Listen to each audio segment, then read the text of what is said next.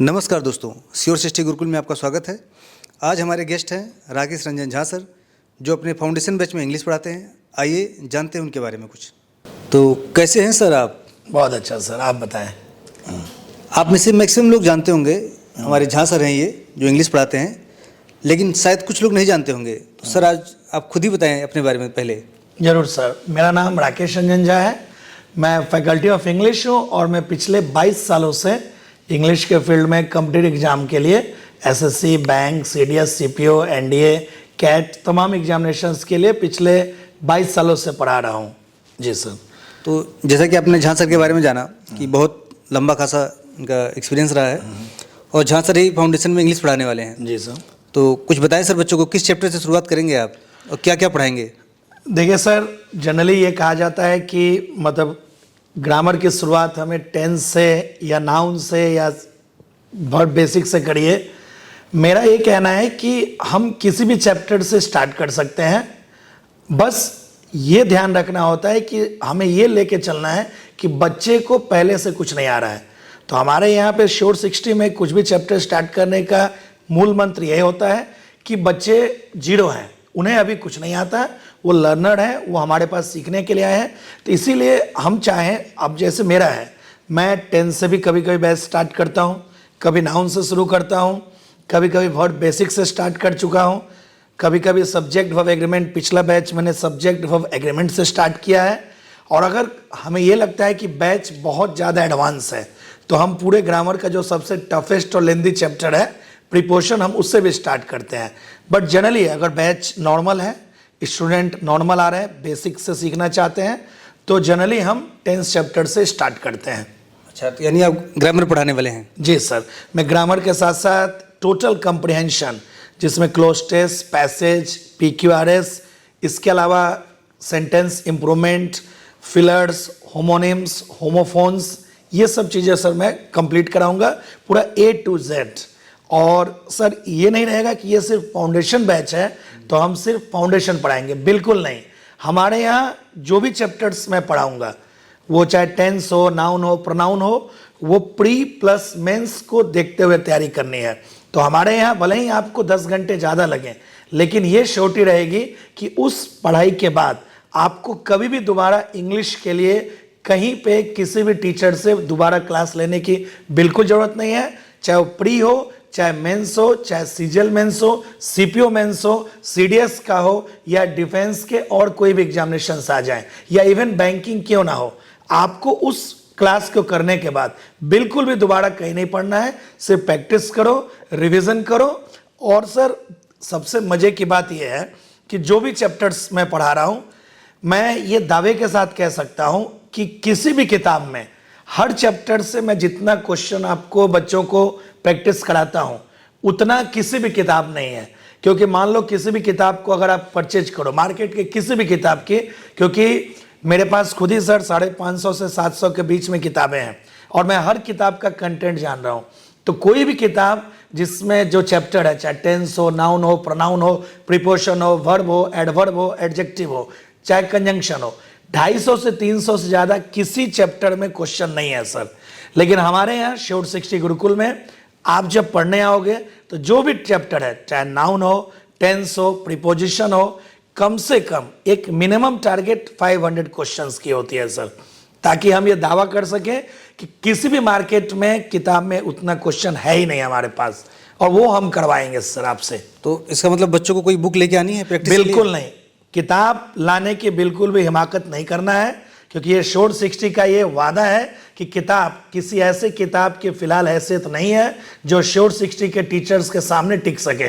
क्योंकि मार्केट में जितने भी किताबें हैं, आप बड़े बड़े नाम है, मैं किसी को क्रिटिसाइज नहीं कर रहा हूं, लेकिन हर किताब की एक लिमिटेशन होती है। उस किताब को सेलेबल बनाने के लिए बेचने के हिसाब से बनाया गया ताकि वो सिर्फ प्रॉफिट कमा सके, बच्चों का फायदा हो ना हो। लेकिन हमारे यहाँ पे जब हम ऑफलाइन क्लासेस यहाँ पे कराएंगे तो हमारे पास वो लिमिट नहीं है। हमारा बस एक ही लिमिट है कि कैसे भी करके बच्चे का इस चैप्टर में दिक्कत ना है। तो इसलिए बिल्कुल भी किसी भी ग्रामर के कंप्रिहेंशन किताब को लेके बिल्कुल नहीं आए, आप फ्री हैंड आइए। इंग्लिश के लिए मैं वादा करता हूं कि कुछ भी हो जाए, उससे बेहतर आपके पास ऑप्शंस नहीं है। ये जो बाल हमारे सफ़ेद हुए, ये धूप में सफ़ेद नहीं हुए हैं। मैं ये दावे के साथ कहता हूं, जो चैप्टर पढ़ा दूंगा आपने कहीं भी पढ़ा हो, आप उसे कंपेयर करें, क्वांटिटी हो या क्वालिटी हो, वो आपको बेहतर ही रहेगा। अच्छा, एक और क्वेश्चन बनता है। जी सर। मान लीजिए कोई बच्चा गलती से ही कोई दूसरी बुक ले आया, किसी दूसरे टीचर की प्रैक्टिस सेट ले आया, हाँ, तो उसे क्वेश्चन तो आप बताएंगे ना पूछने पे? आप दुनिया के किसी भी टीचर का, किसी भी एग्जाम का, आप कैट के एग्जाम का लाओ, सीखने के लहजे से पूछ लो, टेस्ट करने के लहजे से पूछ लो, जब तक आपका प्रश्न है मैं आपसे वादा करता हूं कि मैं वहां से सीट छोड़ के नहीं जा सकता। रात के 2 बजे भी अगर डाउट चल रहा है तो जब तक आपके डाउट क्लियर नहीं होंगे मैं नहीं जाऊंगा। हमारे लिए ये मायने नहीं रखता है कि वो मेरा नोट से पूछे, मेरे क्वेश्चन पूछे। आप इंडिया के किसी भी टीचर्स के नोट्स, क्वेश्चंस किताब से ला के पूछ सकते हैं, आपको on the spot answer the जाएगी। तो इसके लिए आप निश्चिंत रहिए, हमें बिल्कुल फर्क नहीं पड़ता सर। और मैं ही नहीं सर, श्योर 60 के जितने भी टीचर्स हैं, मैं एक बहुत ही अजीब लगता है कि we are lucky, sure 60 Gurukul, चाहे हम जैसे टीचर्स लकी हैं कि इतने सीनियर्स टीचर्स, वो जीएस के ही टीम ले लो, सारे सिविल सर्विस के पढ़ाए हुए टीचर जो बड़े बड़े इंस्टीट्यूट के थे, सही बात है सर, वो सब पढ़ा रहे हैं। इंग्लिश में मैं हूँ, ग्रामर कंप्रिहेंशन डिटेल कराऊंगा। वोकैब में हमारे वोकैब के बादशाह दामीवाल सर हैं, जो आपको निमोनिक्स टेक्निक से लर्न करा देंगे, देसी जुगाड़ से। फिर आपका मैथ्स में एक से एक 15 साल 20 साल पुराने मैथ्स के जो एक्सपर्ट टीचर्स हैं, जो मैथमेटिशियंस हैं, जिन्होंने पीएचडी तक एमए मतलब जो है साइंस से, मैथ से किया है, वो सारे टीचर्स जो 15-20 साल से पढ़ा रहे हैं वो आपको मिलते हैं। और मजे की बात है कि एक सब्जेक्ट के लिए एक टीचर नहीं है, 6 से 7 टीचर्स हैं। बस हम यही कोशिश करते हैं कि हर बैच में उसके नीड के अकॉर्डिंग हम टीचर्स को अवेलेबल कराएं। हमारे आप किसी भी टीचर से पढ़ोगे आपको क्वालिटी सेम रहती है सर। अच्छा, इंग्लिश में भी अपने पास कौन कौन से टीचर हैं, मैं आपसे जानना चाहता हूँ। सर हमारे पास इंग्लिश में मैं हूँ राकेश रंजन झा, एसके दामीवाल सर, हर्ष सर हैं, रवि सर हैं, यश सर हैं, और 2-3 टीचर हैं सर जिनका नाम मैं बोल रहा हूँ। लेजेंडरी अपने हाँ, मुरथल वाले पंकज सर जो सॉरी पंकज सर, मैं ऑन स्पॉट कैमरे पे हाथ जोड़ के क्षमा मांग रहा हूँ। हम सबके बड़े भाई जो सीनियरिटी में हमसे 10 साल बड़े हैं, पंकज सर जो हम सभी के बड़े भाई हैं, एज ए गाइड के रूप में काम करते हैं, वो हैं। तो मतलब 6-7 टीचर तो ऑन द स्पॉट दिख रहे हैं, और जो 4-5 टीचर हैं वो भी हम चाहें तो जोड़ सकते हैं उसमें। अच्छा, ये तो बातें सर हो गई। जी सर। जैसे चैलेंज ये आएगा, मेन चैलेंज बच्चों के लिए रहता है, क्योंकि जब फाउंडेशन बैच आएगा जो भी 5 जनवरी को आ रहा है करनाल कैंपस में अपने, जी सर, जो पहला बैच होगा, तो बहुत मिक्स क्राउड आती है।